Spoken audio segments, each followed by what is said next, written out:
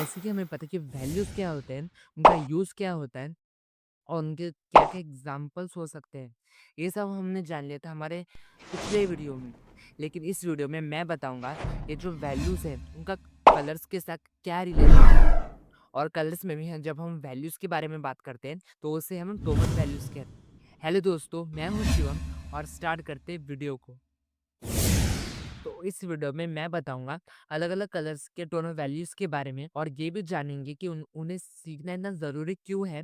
हम स्पेसिफिकली उसका यूज़ जानेंगे कि उसे हम किस प्रकार से हमारे आर्ट वर्क में हम उसे यूज़ कर सकते हैं और कितना ज़रूरी होता है कलर्स की टोनल वैल्यूज़ का पता होना और स्पेशली तब जब हम बहुत से कलर्स को एक दूसरे के साथ कंपेयर करते हैं और उसके बेसिस पे जो हमारी ड्राइंग है उसमें हम वैल्यूज़ को ऐड करते हैं। जैसे कि येलो, येलो ये कलर ही बहुत लाइट है, जिसकी tonal value nearer to the white होती है और वही अगर हम ब्लू को देखें, जिसकी टोनल वैल्यू बहुत ज़्यादा डार्कर होती है। तो इसके बारे में हम डीप में आगे देखेंगे। तो सबसे पहले ये जान लेते हैं कि टोनल वैल्यूज़ होते क्या हैं?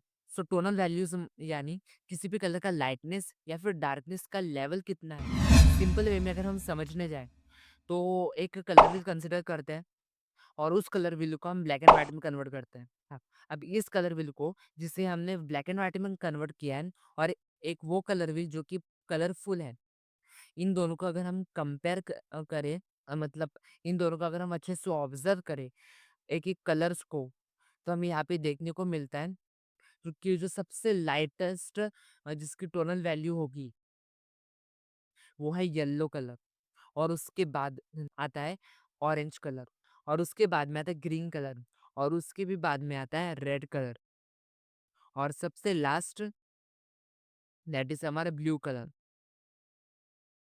जो कि सबसे ज़्यादा डार्केस्ट होगा हमारी इस कलर व्हील में। वैसे तो यूनिवर्सल लाइटेस्ट वन डार्केस्ट तो हमें पता ही है, that is white and the black colour. तो यहाँ पे मैंने सबसे बेसिक जो स्टैंडर्ड कलर्स होते हैं, उनके टोनल वैल्यूज़ के बारे में बताया। और आप इसी प्रकार से जो उनके बाद बाकी के शेड्स भी जैसे कि रेड है, रेड कलर हो गया, उसमें आता है मरून रेड, क्रिम्सन रेड जो कि कंपैरेटिवली एक्चुअल रेड से थोड़ा और ज़्यादा डार्कर होते हैं। वैसे ही ब्लू, ब्लू लाइटर भी हो सकता है और डार्कर भी हो सकता है। तो ये तो था बेसिक सा नॉलेज जो कि हमें पता होना बहुत ज़्यादा ज़रूरी है। फॉर एग्ज़ाम्पल अगर मुझे कोई पोर्ट्रेट ड्रॉ करना है, जिसका रेफ़रेंस मेरे मेरे पास है, जहाँ पे फॉर एग्ज़ाम्पल मैं एक लेडी को कंसिडर कर रहा हूँ जिसने ब्लू कलर का ब्लाउज़ पहना हुआ है और ग्रीन कलर की साड़ी पहनी हुई है। ओके, सो और ये जो कलर्स है, अगर ये हमारे जो बेसिक स्टैंडर्ड कलर्स है, उससे थोड़ा क्लोज़र है, तो यहाँ में मैं ईज़िली बोल सकता हूँ कि जो ब्लू है वो डार्कर होगा as compare to the green. अगर मैं इस फ़ोटो को ब्लैक एंड व्हाइट में भी कन्वर्ट करता हूँ तो भी मुझे कहीं न कहीं जो ब्लू है और ग्रीन है, उनमें हल्का-सा डिफ़रेंस दिखाई देगा। लेकिन उतना ज़्यादा नहीं जितना कि एक येलो और ब्लू में दिखाई देगा। लेकिन फिर भी हमें अपने ड्राइंग में वैरायटी लाने के लिए इस सब बातों को समझना पड़ेगा और इसमें थोड़ा-सा खुद का नॉलेज लगा के हम इसमें जो ब्लू है वो कंपैरेटिवली ग्रीन उसको डार्कर शो करेंगे और जो साड़ी जो ग्रीन कलर है, उसको हम लाइटर दिखाएँगे। सो दैट वो हमारा कॉन्ट्रास्ट क्रिएट होगा, वैरायटी दिखेगी हमारे पोर्ट्रेट में और सब सब चीज़ें एकदम सेम सेम नहीं दिखेगी। अगर वो सेम दिख रही है, तो हमारी जो ड्राइंग है, वो ऑब्वियसली वो फ्लैट दिखाई देगी, जो कि बिल्कुल भी एक अच्छा-सा इंप्रेशन क्रिएट नहीं करेगा।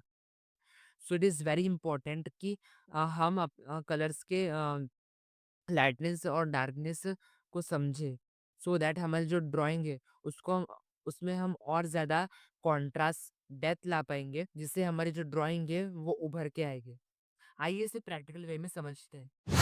तो यहाँ पर मैंने एक शीट ली है जहाँ पर मैं कलर्स को ऐड करूँगा लाइटर टोनल वैल्यू से डार्कर टोनल वैल्यू तक। मतलब यहाँ पे जो मैं सबसे पहले कलर का यूज़ करूँगा, वो सबसे लाइटेस्ट टोनल वैल्यू का होगा और उसके बाद धीरे-धीरे करते हुए मैं डार्केस्ट टोनल वैल्यू को अचीव करूँगा।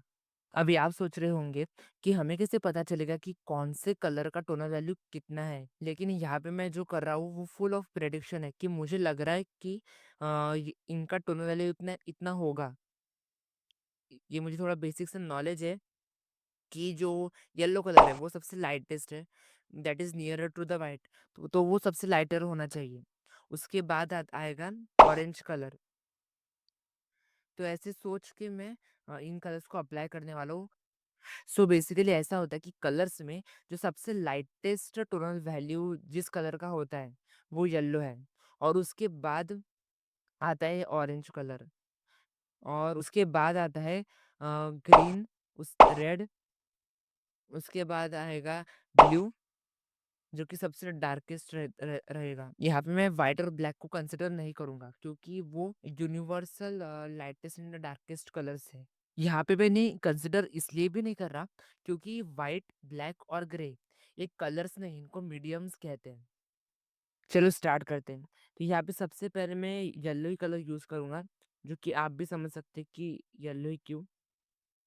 सो जैसे कि मैंने स्टैंडर्ड कलर्स के टोनल वैल्यूज की रेंज बनाई थी, तो उसके हिसाब से येलो के बाद आएगा ऑरेंज। तो यहाँ पे मैं ऑरेंज कलर को अप्लाई कर रहा हूँ, और इसके बाद हम अप्लाई करेंगे रेड कलर को। लेकिन रेड और ग्रीन का जो टोनल वैल्यू का रेंज है वो ऑलमोस्ट सेम होता है, जिसकी वजह से इनके जो शेड्स है वो कभी कम ज्यादा होने की वजह से इनका जो सीक्वेंस है वो आगे पीछे हो सकता है। तो जो जो शेड्स मेरे पास अवेलेबल थे रेड और ग्रीन के, उसके हिसाब से जो ग्रीन है वो डार्कर होगा एज कम्पेयर टू रेड। लेकिन ऐसे बिल्कुल नहीं कि ग्रीन ही डार्क होगा, इसका उल्टा भी हो सकता है। इस बात का आपको ध्यान रखना है। और अभी नेक्स्ट मैं यहाँ पे रेड कलर को अप्लाई कर रहा हूँ जस्ट ऑरेंज के बाद में, जो कि मेरा थर्ड लाइटेस्ट टोनल वैल्यू होगा इस पूरे से सीक्वेंस में। और उसके बाद में यहाँ पे अप्लाई कर रहा हूँ ग्रीन कलर, जो कि रेड से थोड़ा डार्क है। अभी ग्रीन के बाद यहाँ पे आएगा ब्लू कलर, जो कि सबसे डार्केस्ट होता है। लेकिन यहाँ पे जो मैंने पहले कलर यूज किया है वो तो लाइटर हो सकता है ग्रीन से। अब इसके बाद मैं पर्शियन ब्लू यूज कर रहा हूँ, जो कि कंपैरेटिवली डार्कर होगा। सीक्वेंस मैंने बताया था वो स्टैंडर्ड कलर के हिसाब से मैंने बनाया है, लेकिन हर बार यही सीक्वेंस फॉलो हो ऐसा ऐसा ज़रूरी नहीं है, क्योंकि कई बार हमारे पास सेम कलर के अलग अलग शेड्स प्रेजेंट होते हैं, जिसकी वजह से कभी वो लाइटर भी हो सकते हैं, कभी डार्कर भी। जैसे कि एग्जाम्पल के तौर पे आप यहाँ पे देख सकते हैं, यहाँ पे मैंने ब्लू यूज़ किया है, जो कि सबसे डार्कर होना चाहिए था। अभी फाइनली हमारा पूरा टोनल वैल्यू का जो स्केल है वो रेडी हो चुका है। लेकिन फिर भी यहाँ पे मैं जो हमारे universal standard most lightest and darkest जो टोनल वैल्यूज है that is white and black, उसको मैं ऐड करूँगा।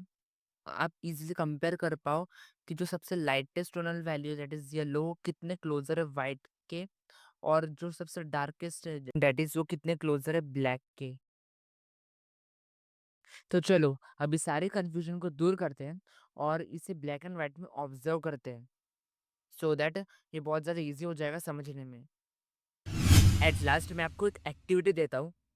जैसे ही मैंने अभी कलर्स की टोनल वैल्यू की स्केल बनाई थी, ग्रे स्केल बनाई थी, ठीक उसी तरह आपके पास जो भी कोई कलर्स हो, कोई भी शेड का, उसको आपको आपके हिसाब से ये प्रेडिक्ट करके कि लाइटर कौन सा होगा, डार्कर कौन सा होगा, उसके बेसिस पे आपको उसकी एक ग्रे स्केल तैयार करनी है, और बाद में उसको ब्लैक एंड व्हाइट में कन्वर्ट करके देखना है, सो दैट आप उससे जज कर पाओगे कि आपने कितना मतलब अच्छे से कलर्स को ऑब्जर्व किया, कितना अच्छे से कलर्स के लाइटनेस और डार्कनेस को समझा।